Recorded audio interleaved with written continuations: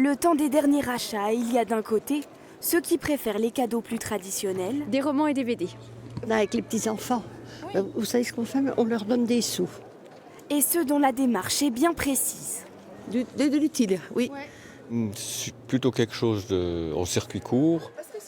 Dans ce marché solidaire de Besançon, les bénéfices de chaque produit vendu sont reversés à des associations. Des cadeaux éthiques, c'est ce que cette bisontine est venue chercher ici aujourd'hui. Quand mes enfants étaient petits, on a versé dans le trop de consommation. Et puis à un moment donné, en fait, c'est elles qui nous ont un peu éduqués à dire qu'elles voulaient moins de choses, mais qui ont du sens et qui soient belles. À quelques kilomètres dans cet entrepôt, un collectif d'artistes propose des objets en matériaux recyclés, artisanaux et faits localement.